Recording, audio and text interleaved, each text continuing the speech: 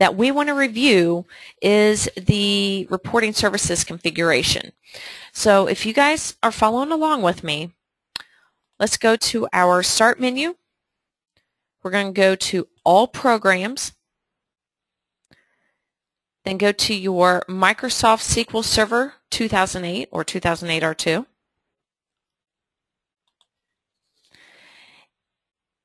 And from here, we want to choose our configuration tools. And now we want to look at our reporting services configuration. So it's displaying what our server name is in the instance of report server. So we'll click Connect.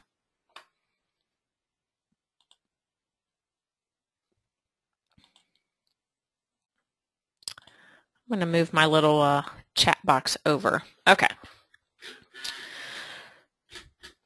So the first thing that we're looking at when we get in here is kind of a summary of what our environment looks like. And my Zoom It tool is not on, so let me just turn it on real quick. That's the tool I've been using, is Zoom It. I don't know if you guys ever had experience with it or not. It's pretty nice. Let me close that out. All right. So right here we're looking at our instance ID. We also see the edition that you're on. So I'm on the developer edition. Somebody's might say enterprise or standard. You can also see your report server database name, the report server mode. I'm in native mode, but you can have SharePoint integrated mode. And then whether your report server status has started or stopped. And we found out yesterday how we were starting our services. And that was by going to the configuration tool folder and then looking up our SQL Server configurations and then starting. Remember, we started our analysis services that way. So let's take a look at our service account. Our service account is where you're going to be able to specify if it's a built-in account or a Windows account. And this is what's going to be responsible for running your report server service. You also have your web service URL, and the web service URL is the link that you'll be able to click on, and this will take you to where your reports have been deployed to. So let's click on that real quick. It's launching our report server. So again, the report server is where we are deploying our reports. Report Manager is where we are viewing those reports, managing the security of those reports as well. So because it's our first time hitting it today, it's going to take a second to log on to it, so we'll come back to that in just a second. All right.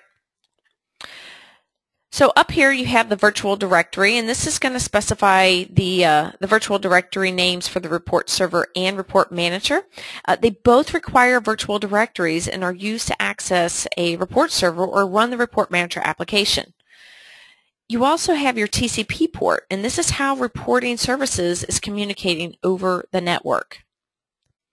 You have your SSL certificate, and what this is going to do is allow you to set up an encrypted connection to the report if your company requires it. So that's security right there. Let's see. Okay, it's still booting up. If we take a look at our database, bad zoom, let's see. You can see your SQL Server name, which is my machine name. So that's the instance that I have. You can also see the database name and the mode. So it's kind of duplicated information. Now you can also see your database credentials here.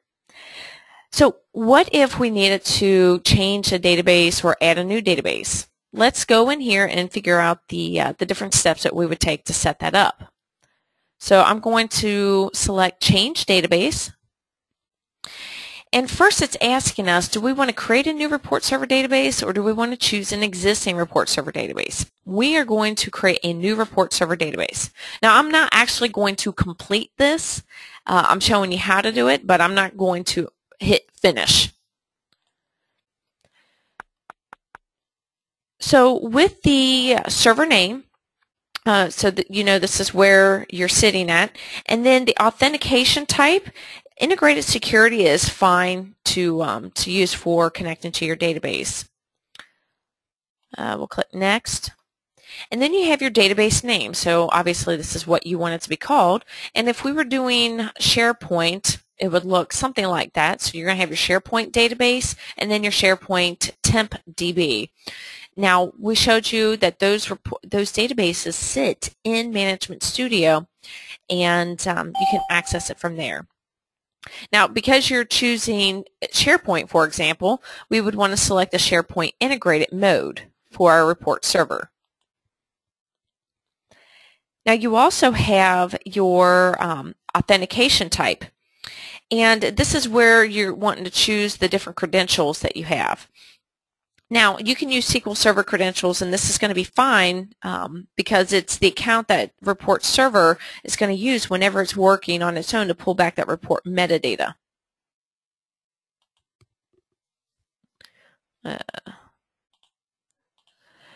So right here, this is the summary of what we've just set up. So you can see the name of your database, the server instance that it's on, the mode that you have it in, authentication type. And from here you would hit next and then finish. So I'm not going to finish that. I'm going to just hit cancel. Let's see if our reports are. Oh, okay. So our reports have finally arrived. Now these are all the different reports that we have deployed. Not reports, but the project folders or our projects that we've deployed to our report server. And we can actually access these reports from here. So if I wanted to, I could... Let's look at, this is from one of my presentations that I've done. So I'm going in here to one of the different reports that I've created. Click on that and it runs the report for me. So now we're actually in the report manager. So I'm going to just get back to the next screen. So let's take a look at our Report Manager URL. While we're in native mode, we can use the Report Manager, and this is typical way if you aren't using SharePoint or some other custom application for viewing your reports. This is basically how you would view your reports and reporting services. So we just went there, but we're going to go more in depth today talking about the Report Manager. So notice I have my server name, and then I have reports because that's where our reports are viewable from, our report manager.